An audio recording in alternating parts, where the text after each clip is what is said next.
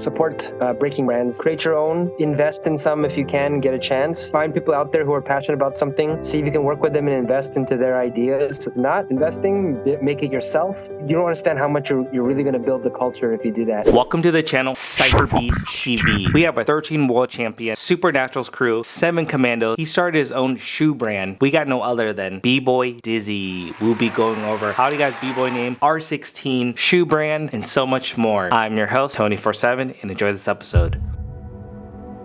Okay. Yo, I got a real treat today in the podcast. He's in Supernatural's crew, 7 Commandos. I got Bboy Dyzee. What's up, man? How you doing? Yo, what's up? I'm doing good. Just chilling in the workspace and having a coffee. And I'm good. I'm glad to be on here making this discussion with you because I think entrepreneurship and breaking are two of my favorite subjects. So yeah, I could talk about it forever.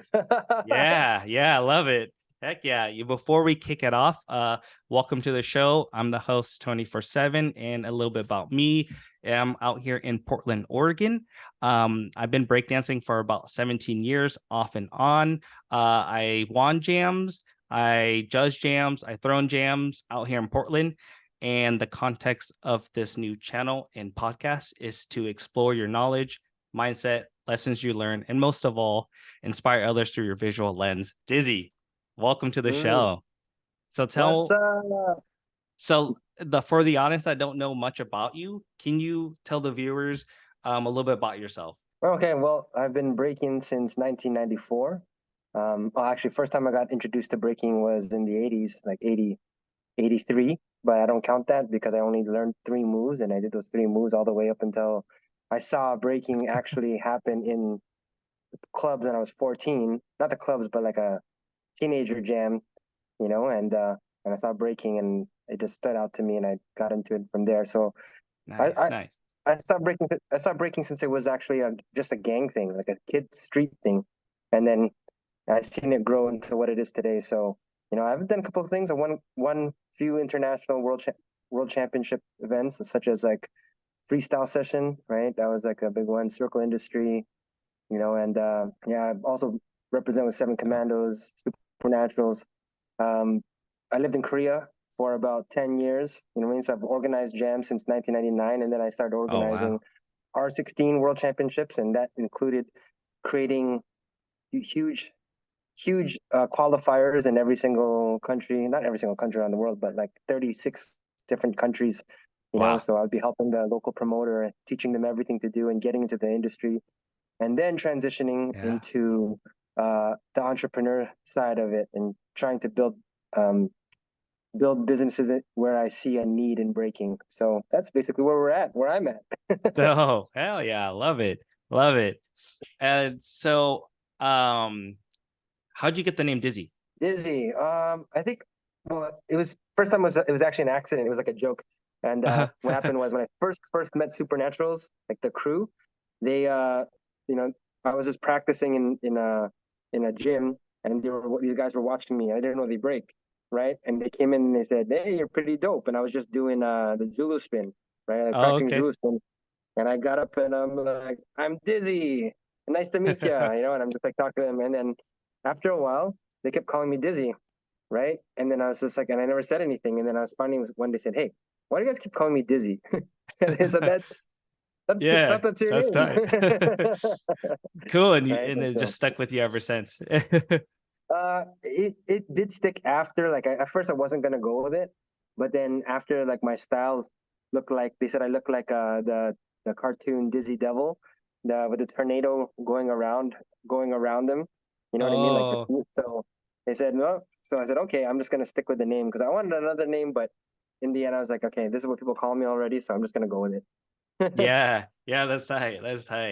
Like my name I got from my buddies call me 24/7 because my rounds during a battle when I first kind of started was like a minute and a half, 2-minute rounds, like where it got like really stale and be like, are you gonna finish and stuff like it. But in my mind, I kept going and I didn't know when to stop basically. And so says my name's Tony, it kind of goes with 24/7, right? And so like, this guy's on the floor 24/7 all day basically. And so that's how I got mine. So it's kind of cool how names relate to the breaking of, cool stories through that way. Yeah, for sure. Nice. Tell me, so you're in crew Supernaturals and Seven Commandos. So how did you I think you just kind of mentioned that. How'd you get into Supernaturals beforehand? But that was pretty. Uh, I think what happened was like back in the day, they were like in 94, 90, well, 93, 92, 93, like I didn't break at that time, but breaking was all around you. You know what I mean? Like people were like kind of like in the streets, like every street crew or clique or gang or whatever you want to call them had, one or two breakers, you know what I mean? So it was just all around, like all the time, right? And so I kind of got into it through that, like, just kind of dancing with different like trying to like just mess around. Like everyone back then, I feel like we all tried to break. Like, even though no one knew what the heck we were doing, there was no classes, no studios, no teachers, nothing. Yeah. Right. And then but then the ones that got good eventually joined a bigger crew or got scouted by like a legacy crew. Right. So Okay. Supernatural was the one that found me. Right. And then they basically just put me in without my consent. Oh, nice. They're like, you're down with the crew and you're gonna stick with Yeah. it. Yeah, they're like, yeah, I just want to let you know, I talked, it's actually this guy Migas, right, who put me down in Supernaturals, and so we were just hanging out, and he said to he said, oh, I talked to Lego and Stripes, and I told them that you should be down in a crew, so they said yes, and you're down in the crew now, and just thought you should know that, and I was like, okay, but then when I walked that way, I was like, yes, Yeah. yes, Nice. Because yeah, that name has a big legacy and history, before that, right? or Your yeah, time yeah, and exactly, even now. So yeah, yeah, that's yeah, dope. yeah. Hell yeah. Yeah. Nice. And then when did you get down with Seven Commandos? Um, that was a bit later when around 2010, 2011. Okay. Like I moved to Korea in 2009. Right after getting married in 2009, me and my wife got on a trip around the world and just went from place to place to look for a new place to live. Right, and Okay. it was calling us to Korea, and that's where I kind of linked up with Hong Ten and Differ and Wing and everyone, and they just straight up asked me, and I was just like, at Oh, first I nice. was like, what? I was like, what? I'm like, oh, I got to think about this because I was thinking like, yeah, these guys, I'm the thing is like I'm really close with Ronnie, right, from Full Force, right? Yeah. Okay. Yeah. So I've been close to him for a long time, you know what I mean? So I was like, well, he's in it, so I should be able to trust everybody. And then yeah, I think we just all had a similar mindset because during that time, everybody like it was a big trend for like foundation, right? So everyone got into the foundation mindset at that time, and everyone was doing like traditional Bronx style, kind of like or New York styles, right? Uh-huh. And we were not breaking like that. We weren't breaking like that at all because we still had that. I want to have a futuristic style kind of thing. So while all the other crew or b-boys who were traditional or foundational footwork kind of guys, they all kind of made super crews. We decided that Yeah. we're gonna kind of get together, with guys who are all kind of different. You know what I mean? And yeah, and that's basically why we originally got together. Oh, nice. Yeah. Mhm. Yeah. Yeah. So you're a big part of the R16 for the audience and viewers listening to this, or people that may not know, what is R16?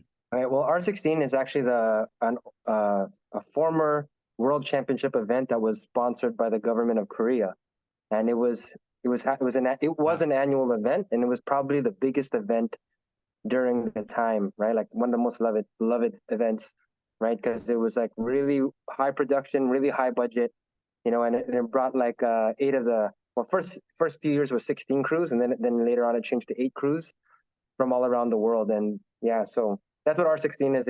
It's until now, one of the battles was Massive Monkeys versus Jinjo Crew, and that's Uh-huh. the highest watched breaking video of all time. It's like I think 72 million views or something like that. Like it's just Wow. That's yeah, nuts. yeah. That's crazy. And that was not that long ago. Like within like 5-6 years ago, wasn't it? Or something like that. No, I think it was 2012, so Oh, 10 years 2012. ago. Oh, That wow. video. Yeah, Oh, yeah, okay. I've been out of the scene, so hmm yeah. yeah, Um, yeah. No worries. Yeah, and I know it has like a special format. So like what makes R16 different from other battles?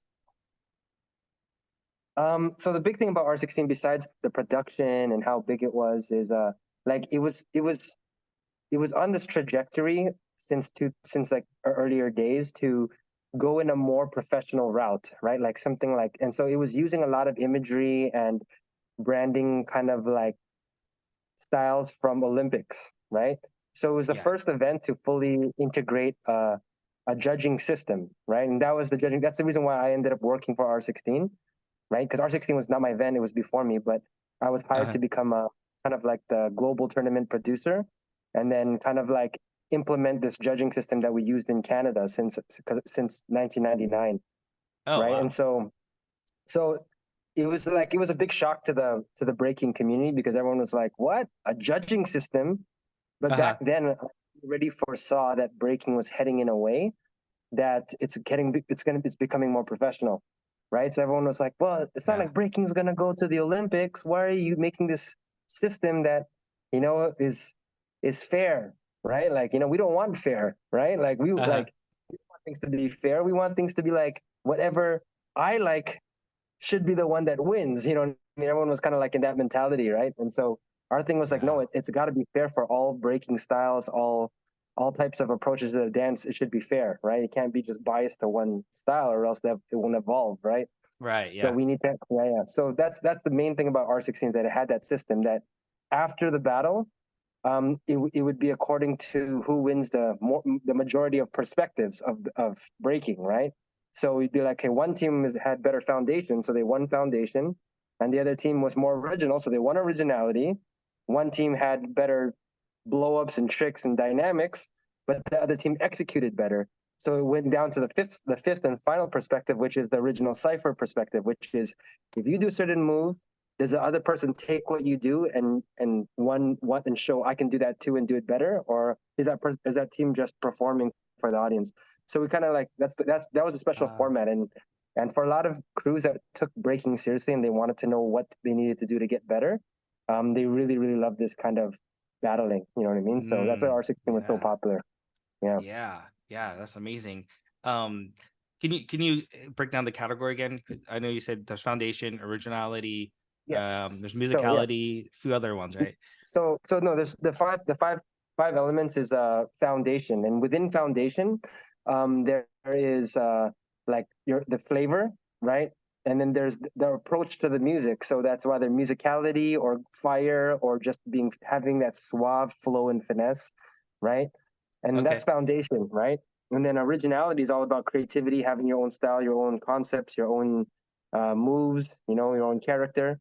And then dynamics is about like having like these dynamic qualities like strength, speed, balance, energy, flexibility, something risk of injury, like something Okay. magical, like all the crazy stuff that make people go ah.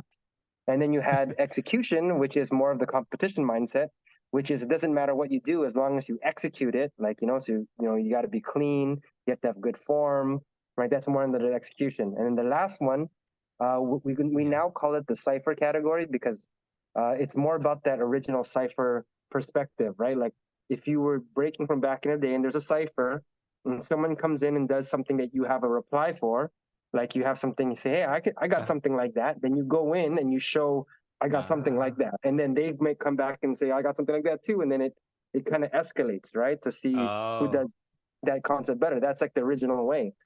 Um, but competitions have lost that perspective because of competitions, where competitions you only have 3 rounds.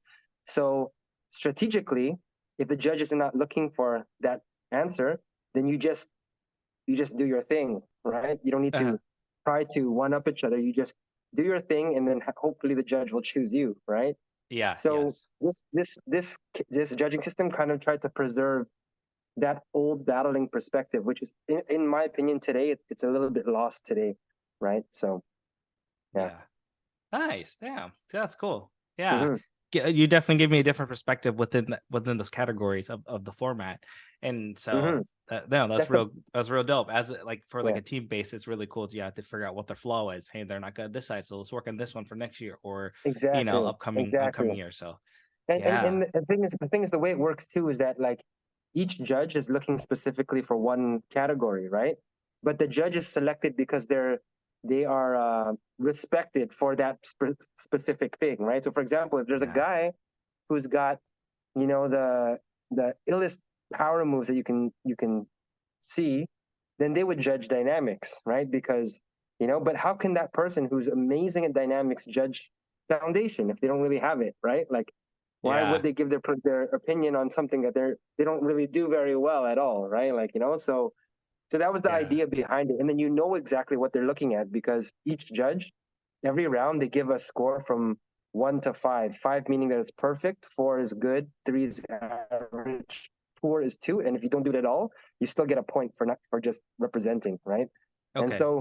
so it's kind of like the points are added up to see exactly who won and what. And you can look back and say, okay, what did the foundation judge give me for round 2? What I had found my foundation was awesome, but he gave me a 2. Then you can kind of detect biasness, right? Like, you know, which actually worked against us in a way because when someone was get caught being biased, they would just trash the judging system. You know what I mean? They'd be like, "Oh, well, you know, the system sucks." We're like, "But you, we clearly saw that you were giving extra points to your friends." You know what I mean? Right? It's like that. Yeah. uh yeah, that's Yeah, cool, man. Heck yeah. it's so Nice. funny. Yeah. And So yeah, the format's been we pretty. Oh yeah, go ahead. go ahead. Oh No, I was no, gonna say that. it's Yeah, we implemented like the first judging criteria based judging system, and yeah, it was pretty. And I like to believe, right, that this helped, right, stir breaking in a more professional direction, which actually helped for breaking to actually succeed and go into the Olympics, right? So you know, wow. I'm, yeah, That's awesome. that's what Yeah. makes me, yeah, it makes me feel good. That's good. Yeah, and it's a long, hard work and consistently of growing that, right? And now Mm-hmm. it's getting that spotlight it should get soon. Mm-hmm. Yeah. Yeah. Well, they're not using the judging system. They decided to make their own judging system Okay. for the Olympics. So, you know, we have yet to see how it's going to work, right, at the Yeah. Olympics, right? Because currently it's being used at all the championships, right? But when it gets to the Olympics, the scary thing is because it doesn't have that level of scrutiny where you can scrutinize each of the points. Like it's not based on a rubrics, right? Of like this is what good, average, poor, none. It's not. There's not that kind of standard. It's just the judge saying, I thought his was better than his, and so I just there's no why behind that. So Okay. I'm. It's going to be interesting to see how the crowd, the general audience all around the world will react to it, right? I'm worried that Right. Yes. they're going to be like, this is not fair. This is biased, which breaking is inherently biased. You know, it actually really Uh-huh. is like that. So, you Oh know, yeah.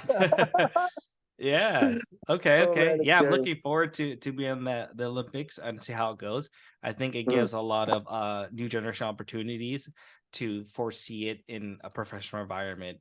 Yeah, like I was telling myself, I was like, hey, I wish this was like 10 years ago. Maybe, maybe my yeah, parents and other things can see it as like, hey, this can be a career pathway that we can strive to that way, right? And so yeah, absolutely. yeah, definitely. Hmm. So has since R16 has been pretty successful, what were your goals of like R16 and what were your biggest accomplishments through it? Well, I think the biggest thing about R16 that the things that I feel like were a big accomplishment is, well, besides successfully launching the first judging system internationally, right? So it Yeah. was when I first joined R16, there was only 3 qualifiers around the world, right? Like 3 national qualifiers, and the rest were all invited. But what they wanted to do was they needed more national qualifiers around the world, and you know, going to a what you call a like a continental finals. You know what I mean? Teams going to continental finals before coming to the world finals. And I was Yeah. able to get it up into 32 countries. And that's crew Wow. battles, right? Like, you know, it's not easy. Like one on one, you can send one winner anywhere. That's anybody can do that. But to Oh, right. Yeah. do qualifiers where you have to buy 8 tickets to another country, right? I had to really work with a lot of the so I had to first find people who are willing to organize a national championships in their country, And Okay. then I Yeah. had to create manuals on how they're going to do it from beginning to end. How are they going to source funding? How are they going to Mm. pay for it? Like a step by step, literally a step by step manual. And I was able to successfully, I feel like, create a lot of national level organizers all around the world. You know what I mean? And so they Wow. became Yeah. the top organizers in their countries, you know, organizing all the events, and they're still doing it. A lot of them, majority of them are still doing it till this day, right? And yeah, so that's a huge one for me, right? Being able to do that. Yeah, that's amazing. And whoever helps provide that, because you kind of have to show the people the plan, right? Mission statement Yeah, and yeah, stuff yeah. like that too upon that. Yes, yes. And Okay. also and also I think a big part of what I think is for me, in my personal opinion, what I believe is successful is Yeah.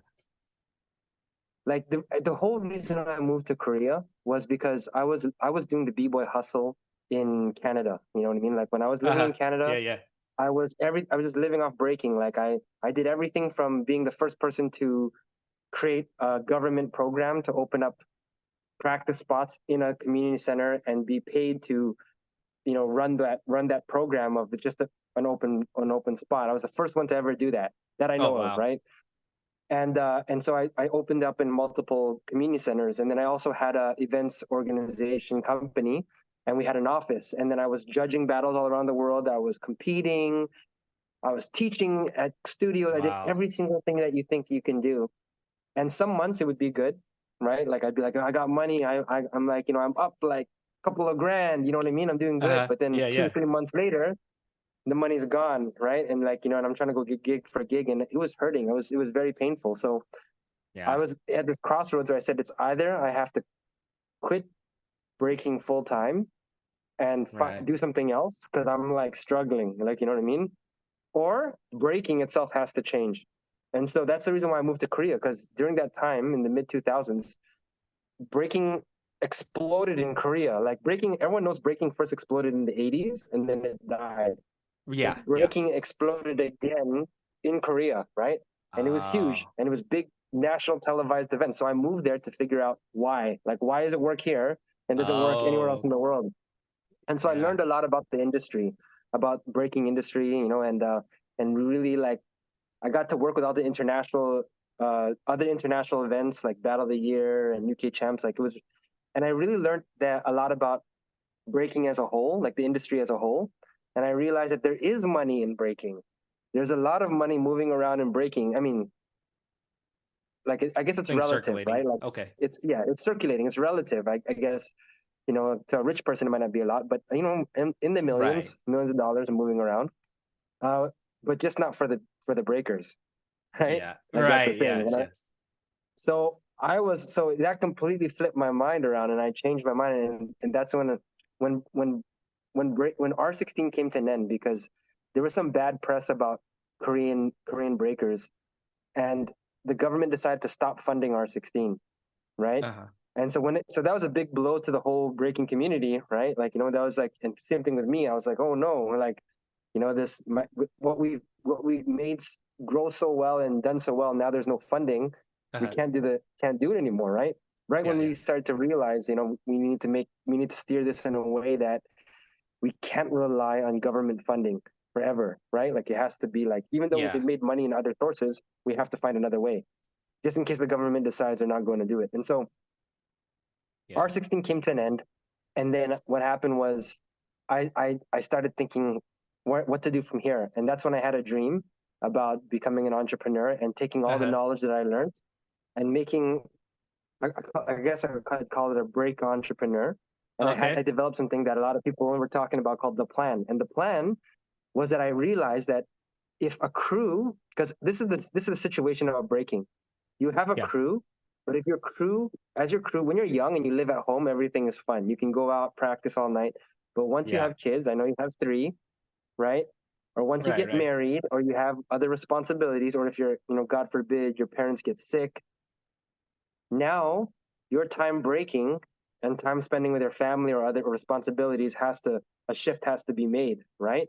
Right. And the only way that you can justify continually breaking is if you're making a living from breaking, right? Like, if you're making money from Right. breaking, then you can justify spending a time away from your kids or being because you have to break because you have to make money to support whatever it is you're doing, right? Yeah. And so I Yes. found a way that a breaking crew, can transition from just being a crew, but also become a crew with a business, become a business as well to support it, and and Yeah. pull in multiple revenue streams, and become a business, itself, and they can stay together, and they can keep breaking, and when they retire, all their time breaking is not going to be a waste. It's going to be, Right. something that can grow, right? And so I started Yeah. vlogging about this online, on my vlogs, and it was called The Plan. And I was talking about like this is what it's going to do, how it works and how it runs. Basically, what would be happening is you're going to turn your crew into a club, like a sports club, right? Because Okay. this is how all major things around the world have like clubs that support it. So, for example, motorcycles have motorcycle clubs, right? You know Yeah. what I mean? Yeah. Yeah. All sports have sports clubs, but breakers don't have that, right? Mm. So imagine taking your crew from your city, and it doesn't matter what city around the world, as long as you're all from a specific city, right? And because you're from that city, everybody in that city knows you, right? Okay. So it's about positioning yourself to become the official city team, opening up a club so people can join your team, right? But you have obviously your main crew is the starters, and then all these people join. You make leagues and everything for them. You Yeah. open up a venue that's a breaking club, right? Okay. And then you start battling other cities. You know what I mean, to come in, and then you grow a fan base, and basically you become your own organizer, throwing your own battles, which is basically essentially what sports does, right? Oh, okay. So that's what we. So actually, I got a deal with a team from Taiwan, which is why I'm in Taiwan, right? Oh, A nice. team a team linked me and called Dream Runners, right? And so I Mm. came to Dream Runners, Okay. and we did a lot of talks. We organized the first Dream Runner club here. We had them battle against many other crews, like from different cities. So it became a rival city thing, and it grew so big that we had the opportunity to bring a New York team, and the New York battled them. Wow. And when we it was and not just battle, it's like a showdown. So imagine this. Imagine you have it's only two teams, and you battle for 5 big rounds, including routines, and that's about 10 minutes, right? Like if you go back and forth, include all the routines, Okay. and then after that battle, the judges decide who wins according to the system, right? And whoever wins 3 battles first, Uh-huh. right, during that day, three 10-minute battles is the winner of the showdown, and that's what we call it, right? And it's geared towards the audience, and so it did so well, Wow. this battle Okay. against New York, and they beat them in the fifth and final battle, that they became national heroes, right? So because they became national heroes, the club started doing so well, got so many students that now Dream Runners has 8 breaking clubs, Wow. Okay. right? All over Taiwan and 2 in China. We just opened up one in Hong Kong and then one in another city. I think it's Chengdu, or I can't remember what city. And so I'm a part owner of Dream Runners as a business, right? And so it's doing so well. I'm not even doing anything. They're the ones who are just completely running it, right? And I only come in to consult with some specific things and everything like that. Okay. But it's so successful. They're like the richest crew Wow. now, right? Because imagine 8 clubs. Yeah. Everyone that's working in there, even up to the second generation, are getting salaries just working in these clubs. Different jobs, different businesses. Some teach, some do the organizing, the business operations. Like it's amazing, right? And Okay. every year it gets better and better because instead of a crew anniversary, they have or instead of a company or a company, what do you call it again, after a year, the company has a party, right? Okay. And then they talk about where the year end fiscal party. Dreamers has their anniversary like that, right? And they have it either in like glamping, or they had the last year's on a yacht. You know Oh, what I mean? wow. And yeah, and then it's amazing just to be like, you get like an envelope of your money from, like, of the profit sharing, and it's just like Yeah. It's Okay. like, this is my dream for breaking. That's how I want all crews to be one day. You know what I mean? Wow. Yeah, that's sick. That's sick. Right? And so there'll be people, because after you build those clubs, people will want to come learn how to, dance and stuff like that, and Yeah. Well, membership or not just a something, club, right? not yeah. So there's multiple things. You have people who want to come and join the club as a, learn how to dance or just practice there. So they pay a membership fee just to be a member, and then they get to use the space. Mm, But right. but Yeah. then a lot of them want to actually be coached. They want to, and so they pay another bigger fee, right? Oh, Where they yes. actually, coached and they're put into leagues, and then each they have like trainers and stuff like that, and they have like special workshops from the different dream runners. There's 10 of them, and they all have a different things that they can share. And so Oh, wow. they have a Okay. system. Okay. They have a system of how they teach.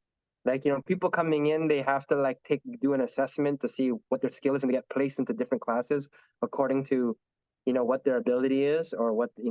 So it's really Nice. like it's Yeah. broken down to science. Yeah, yeah, yeah, So there's a whole system involved around it, and yeah, just like other yeah, things. I mean, sometimes you need a coach or mentor to foresee your abilities, and how are you gonna yeah. evolve from there. So Exactly. man, Yeah, yeah. yeah, that's But a big dope. thing too is actually a big thing too is that they actually monetize more a lot too. So that's one thing is the students, right? But another thing is Yes. the fan base, right? Because they reach about 1 million views a month combined, right, from all their Wow. their main members. And so like a lot of people wear Dream Runner shirts, right? Like just Uh-huh. like people wear Chicago Bulls or the Utah Jazz or whatever, right? Like, Yeah, you Portland know, Trail Blazers. yeah, yeah, Portland Trailblazers. There we go, right? Like there were people are wearing, the Dream Runners, right? And but the only difference in Dream Runners that they originally just wanted to represent one city, but because they did so well and they've run into kind of mishaps because other crews just became kind of jealous. You know what I mean? Of like this Mm. team saying, Uh-huh. "Oh, why are you guys acting not raw? You want to be raw and on the streets, right?" And Oh, like Dream Runners, right. yeah, kind of like we want to just practice in the subway station, right? Uh-huh. But Dreamers took a very professional, approach. They said, "Hey, we're all gonna quit smoking. We're all gonna have a professional image. You know what I mean? We're all gonna learn how to talk properly. We're all Yes. gonna, we're all gonna do this because, we're gonna battle like crazy on the dance floor, but we're going to Right. like Yeah. be professional. You know what I mean? And so they took that route, and so there's like kind of like this underground versus pro. You know what I mean? Like Right. kind of Yeah. like clash. So what happened is Dream Runners and said, okay, well, nobody else wants to join our league, so we're gonna start opening up this club all over, right? And they started opening it up, and it just kept blowing up everywhere Wow. they went. Okay. So yeah, yeah, yeah, Damn, that's awesome. Yeah, yeah. I never thought of it in that way. It makes a lot of sense. I think of it as like, Hmm. basketball. Basketball used to be just a street ball, right? And then it Hmm. got it to a professional level where people are chanting for their teams now, right? Their city teams. Yeah, And so, yeah, wow, yeah, yeah. that's that. And the yeah, people are chanting for the city team, but so for example, NBA teams, right? I'm pretty sure the Portland Trailblazers doesn't make their money from people who are learning how to play basketball, right? Like Oh, they're getting uh-huh. their money from the fans, right? And so Yeah. a big part of the income is when they do showdowns, fans come and watch. You know what I mean? Like so for example, they did this one big. Okay, so for example, if you do the math, right? Uh-huh. New York versus the Jai City Dream Runners, right? If you do the math, is it was about $20 a ticket, but they sold 3,500 tickets, Wow. right? Okay. And some of the tickets, the VIP tickets, are $100, and then they Yeah. sold 1,000 pieces of merchandise because the shirts, right? Right, right. And so from one event, they can make 100 grand, right? And that's not Yeah. including the sponsors and everything like that. And then from that one event, bringing in a lot of like you're positioning yourself as the best, right? Like people don't even have to see you. They just say who's the best. They're the best because we heard they're the best because they did whatever, right? So there's the Yeah. brand positioning. There's like making money from the events, then pulling in the students. So it's multiple revenue streams. Yeah, For sure. merchandise. Yeah, Yeah, all in merchandise for one. sure. I bet that's a big part. Damn, Yes, dope, man. exactly. Love it. That's Yeah, that's pretty impressive. and to see it in that way, right? And so Hmm. yeah, it's still, I believe, still breaking in my point of view is still like underground, but in your point of view, it's already, you've seen the professional stages and professional levels, and so Yes. Yeah. Well, definitely. I mean, like, it like it's not that I don't want breaking to be underground. Like, I just don't want it to die. I don't want people to stop Yeah, breaking because they don't got money, or like, I want them to, like, I want there to be different choices and avenues, and I want it to be a better, I don't want b-boys to be synonymous with being broke. You know what I mean? right, for sure. Right? Yeah, Right? yeah, So yeah, so yeah. A lot of yeah. them I know today that things happen and stuff, Mhm. and so how can Yeah, we yeah. change that?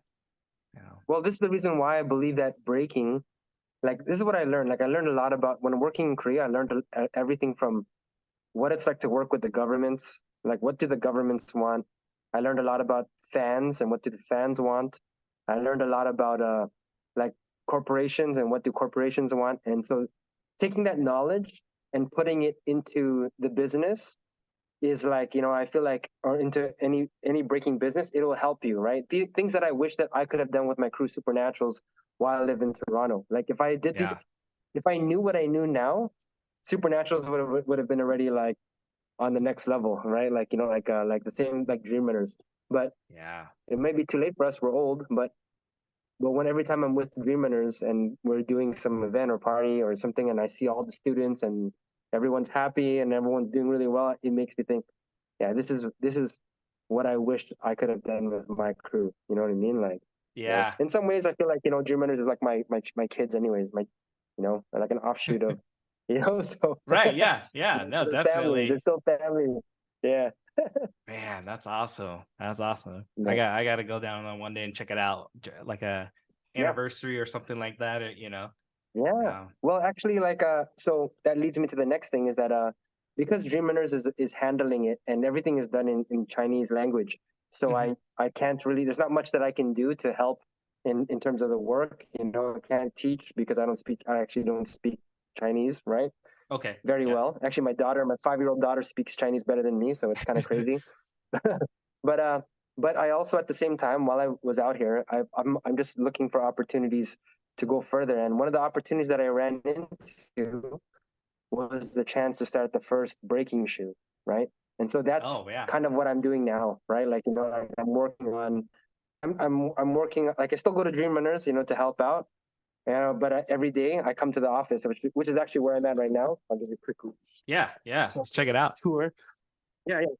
So I do make clothes as well, but I focus, and we distribute things like special spin caps. But the big thing is, like, Oh, shoes, nice. all these different kinds of shoes for breaking, right? Yeah. Right. Yeah. All Oh, made nice. specifically. Yeah. These are all made specifically, for breaking, and the materials too are like, so they can slide better on the ground on the sides of your shoes. So you can do, like, more kind of legwork, footwork, and the soles are like are Mm. like softer, so you can do those, like, stepping on the arm freezes and all that kind of stuff. You know what I mean? Without hurting your skin. Like, Yeah. Get some, yeah, yeah, yeah, the shoe burns or something, tear your skin up. exactly. But wow, Yeah, that's yeah, yeah. that's great. And how can we get our hands on those? Oh, I got a website, Dyzeethreadz.com. Right. Oops. Okay.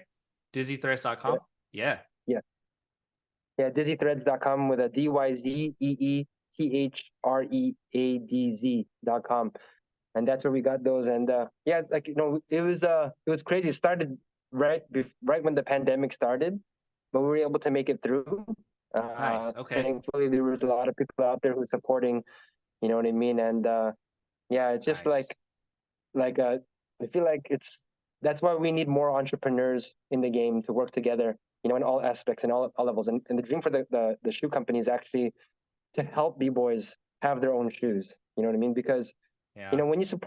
when people are supporting breaking brands, right? Like, whether it's Biggest and Baddest or the Legits or Cypher Code or all these breaking brands, Yeah. the money recirculates back into breaking, right? Because these Right. brands, when they get the money, what do they do with that money, right? Like, not only do they put it back by supporting, sponsoring more kids. They put on events, like big events like Outbreak Europe, right? Like huge events.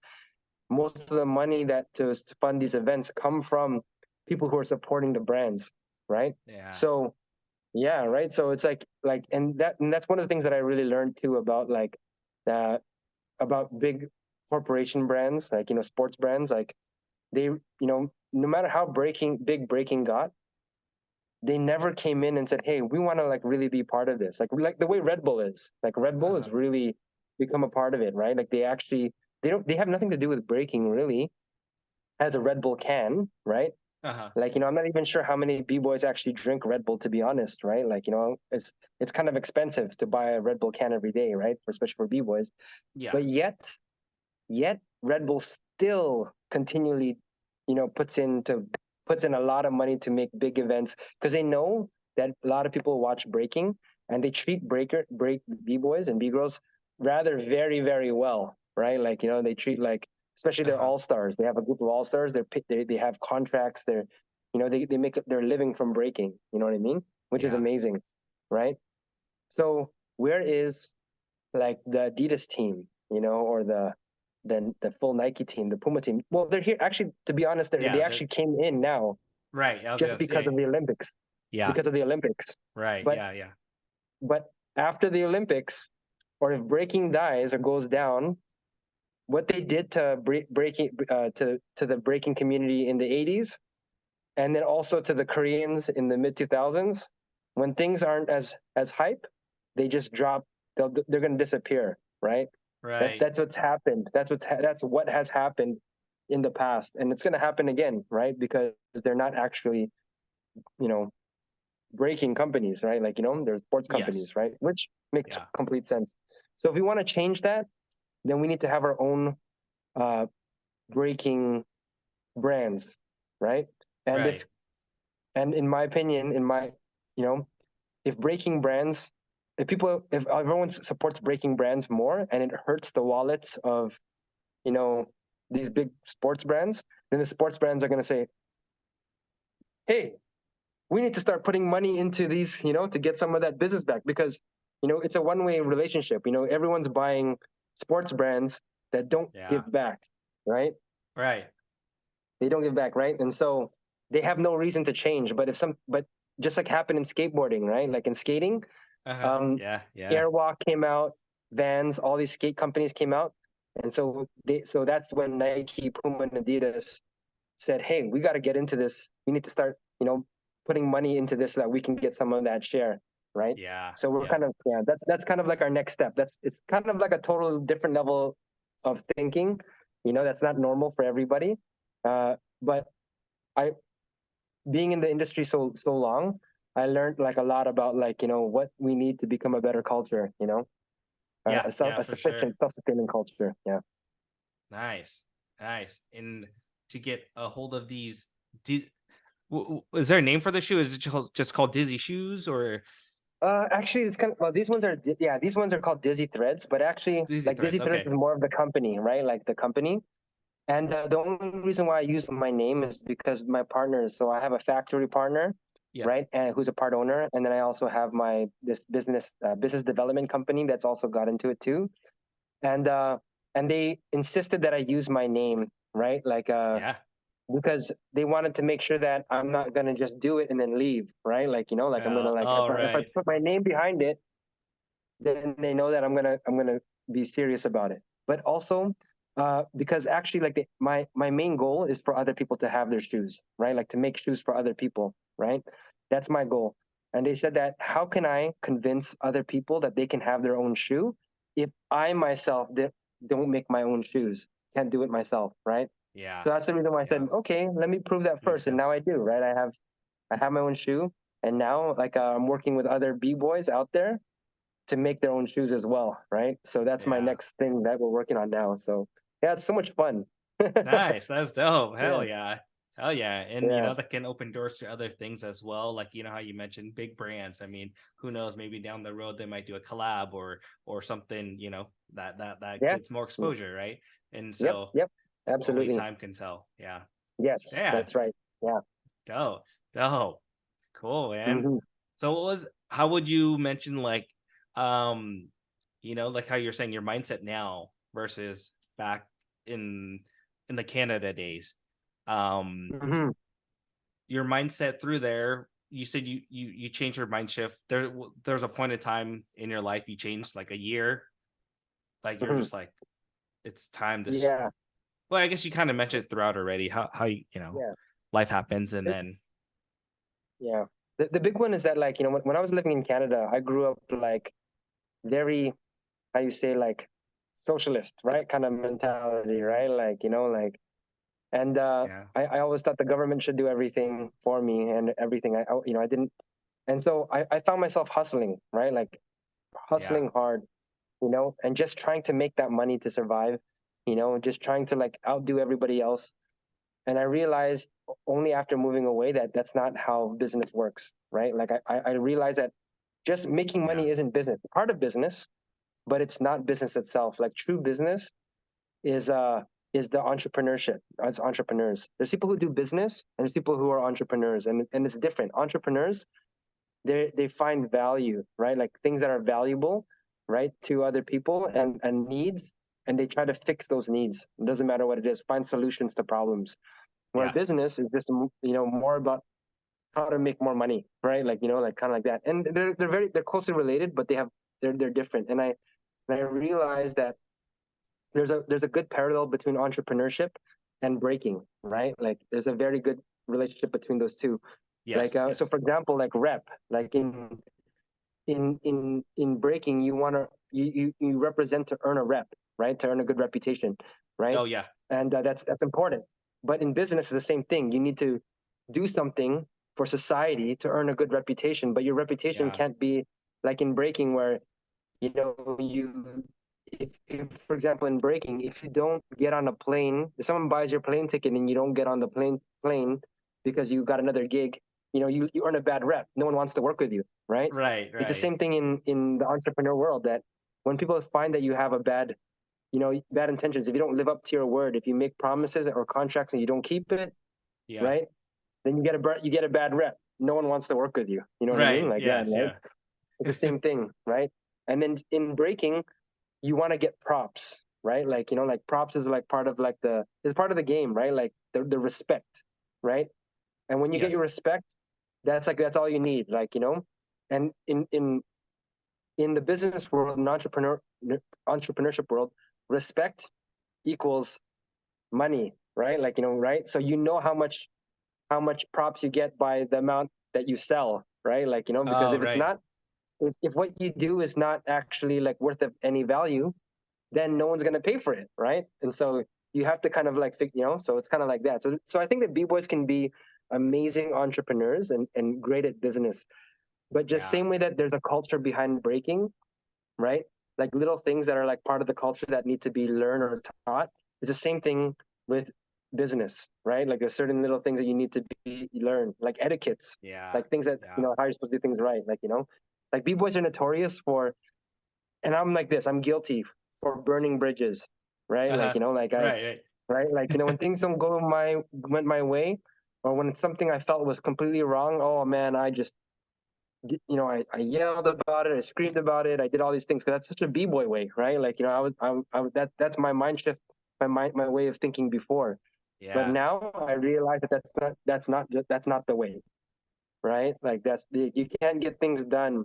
Like you can make change, you can burn the house down and everything like that, but you can't make a good significant change that's a net positive for everyone, right? Unless you yeah, work, learn how to work with people, learn how to extend, learn how to say, okay, it didn't go my way, but I learned a lesson from this, and I'm gonna work at something for the next time, right? Like that's the way it should go, right? Even if yeah, you lose money, yeah, right? It's okay, right? Yeah. Sometimes you lose money and you say, well, I lost money, but I learned a lesson. Never, never accept, to get paid after, right? Always say in the beginning, hey, I need to get paid first, or I need to get paid in cash. Like, learn for how to fix it the next time. Don't go yeah, crazy and smash everything and whatnot, right? Like, just you're gonna run into mistakes. Those mistakes are gonna help you become better at business later on. But don't take it like, oh, I hate and I'm angry, right? Like, yeah, yeah, people yeah, I for think to work with, sure. yeah. Yeah, take each of those lessons learned and how can you apply it for the future. Hmm. Yes, that's right. Yeah. Wow. Yeah. Cool. So what inspires you to stay consistent in, throwing jams or staying in the scene? Oh man, to be honest, right? To be honest, Yeah. it's because I believe it's a sense of my like destiny or purpose, like why I was created, like why I fell in love with breaking so much and why I can't seem to just let it go. You know what I mean? And like I like it's I to be honest, right? Like I never really thought too much of it until like I started believing in God, and I believe that God, you know, made me this way, and this is God's plan for me, right? And having a relationship with God, knowing Him better, and saying, yeah, I can have faith, I can have faith and in God, and have faith in God's plan in me, that I can just keep going this way. Because if I didn't think like this, I would be like, this can never happen. Breaking can never go to the Olympics. I can never do this or do that. Like there's always so much doubt. But when you believe that there's a higher power and a destiny, then and you truly believe it, not just believe it like blindly, but by coincidences, by whatever you would call it, by divine intervention, then Yeah. that this is what you're meant to do, right? Because it's in your heart, right? And Yeah. you're just yeah. So yeah, that's where I Damn. get that. Yeah, is Hell that an yeah. answer that a Dude, lot that of was people deep. I might love it. think? Yeah. That was good. Yes. Yeah, One thing, a yeah. lot of mind shift this year, I experienced like crazy, like mad mind shift this year, right? And one Mm-hmm. thing that, I wish I knew beforehand was because, validating myself before I used to, rely on other friends and or crewmates, kind of get down to do this with me, but maybe they weren't, I pitch it to them, but like, they're not really into it, right? And so I never got to do things that were in my mind to pursue because I was waiting for someone to kind of like tag along with me and do it with me. Since they didn't want to do it, Mm-hmm. I just didn't do it. But that was a problem for me because I should just, you know, so if he might not be at that same mindset or see the same vision what I would see. So I should just accept that he doesn't understand or he might not see it. So just pursue it on myself and just see how Mm-hmm. things go. And and things sometimes people may not understand what your vision because it's maybe not normal because they don't see it. But in the end, just keep striving for it and keep going for it and try not to let Yeah, anyone tear that down because yeah, yeah, it could be the next thing or the next big thing, and you just don't know. And as long as you keep yeah, pursuing it, so yeah, yeah, yeah, yeah, exactly. That's awesome. Yeah, and so I think and I do believe too that like this is what's always happened, in my journey. Like like I've been yes around, like I'm 44 years old now, so I've seen a lot. I mean, in terms of the breaking community, the fact that I've been doing it for like 3 decades, you know, yeah, and yeah, and I realized that whatever it is that I've been wanting to do, like you whatever it is that you want to do, you just take a few steps, you write it down, you try to plan for it, and then you just plan, you just keep planning for it, and then the opportunity arrives, and you're ready to take that opportunity.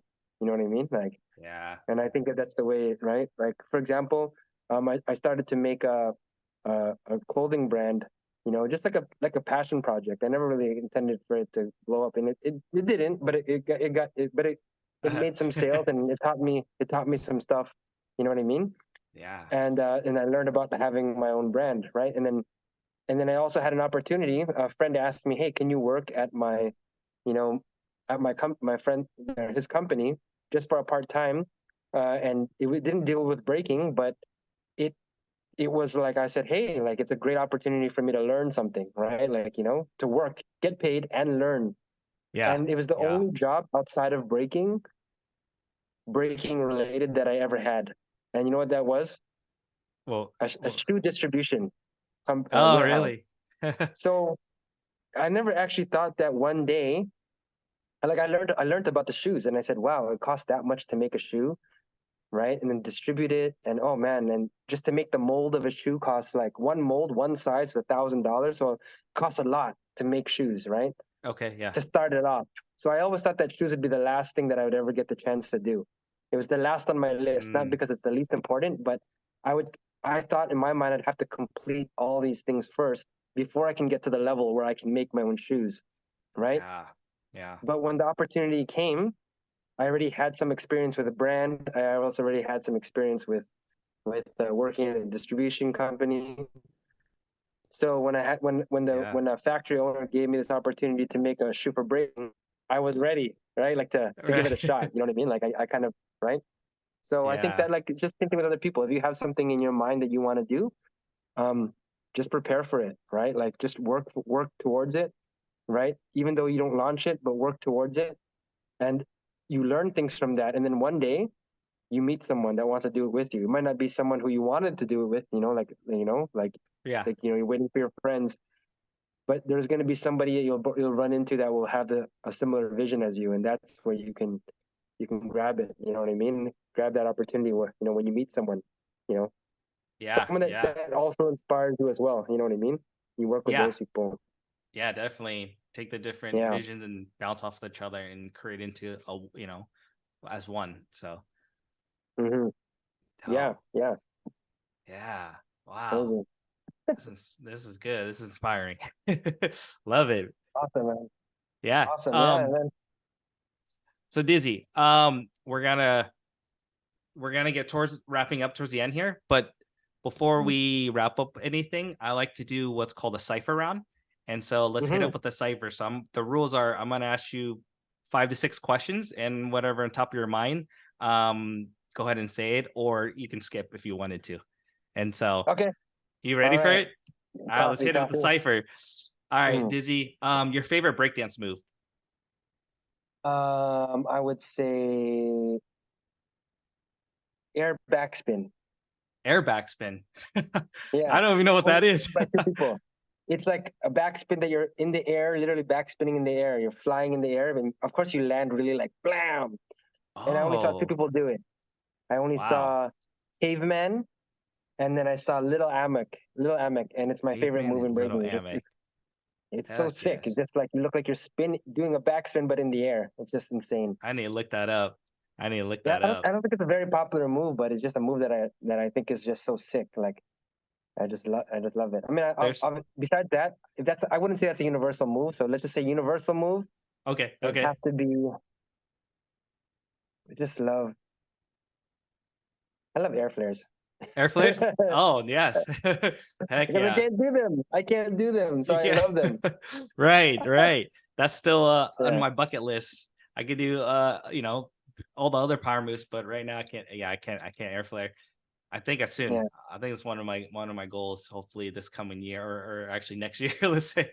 So this one's If creeping I up. could air flare, I would have done it all the time. Like like you don't need like special things like with 90s and headspins, you might want to wear a headspin Oh yeah, like a thing. beanie or something, cap. Yeah, Yeah. or 90s, you might need to put something in your hand, right? Like like to do the Yeah. continuous ones. But air flares, you just need your hands, right? And almost any floor, if you're on the street or wherever you are, you can do it. And it's just, I would do it all the time. If I can do air flares, I would do it. I would have done it everywhere. Yeah. Yeah. Nice. What's your favorite artist?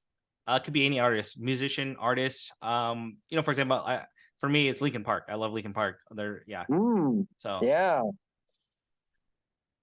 Oh man. we can come back to it. Yeah. Yeah. That Yeah, one's hard. it is. That one's a I like tough all one. genres. I like all genres of music. Like I'm not like it's not. I'm not just a hip hop head. Like I like everything from maybe it's easier for me to say who's my favorite artist from a specific genre. So for example, Right. Yeah. in hip hop, I just like Wu-Tang, right? Like Okay. Wu-Tang is my all-time favorite. Okay? Yeah. From hard rock, could be Metallica. You know what I mean? Like that, right? Oh. Like, so Yeah. kind of like that. That's the way that I am. Yeah. Yeah. Depending on the genre, for sure. For Mhm. sure. Do you have a favorite book? The Bible. Okay. Nice. Yeah, Nice. for sure. Do you like pineapple on your pizza? No, no pineapple on my pizza. Okay. It's abomination. If you can enter a battle with anybody for a 2 versus 2, who would that be? Oh man. Well, I've already. My initial thought is Hong Ten because I think Okay. we'll win. But we've already battled together before, so it doesn't count. We won. So And every time I battle with Hong Ten, we win, right? Oh, Because Hong Ten. But yeah. besides that, if I can battle with somebody, oh, that's so hard. Yeah, It would there's a lot be, of people. yeah, it would be someone who I think it would probably be like Crazy Legs, you know, Oh, because like he okay. was like my first inspiration, you know what I mean? Like my first major inspiration. So, you know, Yeah. Dope. then it would be like Ken Swift and Alienez and Easy Rock and Oh, okay. all the greats. All You the know what I mean? OGs Like, and yeah, greats, legends and stuff. Yeah. the OGs. Yeah, yeah. Right. Yeah. They're- Dope. yeah. Dope. Cool. Yeah, we're gonna wrap it up soon. You have any last words or takeaways for for me, for the viewers, or anything last words from you? Last one is, guys, support breaking brands, breaking businesses, not just brands, but businesses. Create your own, Yeah. invest in some if you can, get a chance, you know, uh, find people out there who are passionate about something. See if you can work with them and invest into their ideas, especially if they're the ones doing your work, so you don't have to. And if not investing, make it yourself. You know, Yeah. you don't understand how much you're really going to build the culture if you do that, right? Like you're really investing back into the culture and creating the culture that we all want, like a utopian culture. Which there's no such thing as utopia, but I mean, like, you know, but as close to it as possible, right? Like, you know, so I would suggest that. Yeah, Nice, nice. And if we want to get in touch with you, or how can we find you? just reach out to me at Dyzee Diaries, Dyzee Diaries, and that's my Instagram. Or you can email me. You can just find me almost anywhere. You know what I mean? So just reach out to me directly. Yeah. Nice, dope, dope. And I'll link all your social media or Instagram and your website to your Dizzy shoes on the Yes. description below. Yes. So, Yeah. and where do you ship at? Are you everywhere? The States, Europe, Biggest one that we ship to Asia? is the States. It's Our the States. biggest, Okay. yeah, is America, but we ship to Canada, Australia, you know, Europe. Pretty much we ship all around the world, but our biggest sales are from English speaking countries, is US, Okay. Canada, and Australia. Yeah. Ah, dope, dope, cool. And I'll have Mm. that link in the description below. Dude, Dizzy, thank you. Think it's Yeah. a blessing to have you on, and I appreciate you taking the time to get on the show. Um, I'm blessed for that. And for the viewers, if you find this episode or this channel any value, please like and subscribe, and I'll catch you on the next one. Peace. My pleasure. Peace out. God bless. A couple months before that, even, I helped a friend out throwing one of their last jams, participating in the door, and then I also entered with some people from Riverside, these guys called the Droogies, and we ended up winning. We beat the Foot Soldiers, who ended up becoming the Rhythm Bugs. So we beat them. So I ended up winning like piece of like, I don't know if it was a 500 or $1,000, got like half the door. So like, after that I was like, oh dude, I can make a little bit of money and have fun in the process. Like, I'm gonna do another one, so I ended up doing another one. And it was initially going to be called The Session,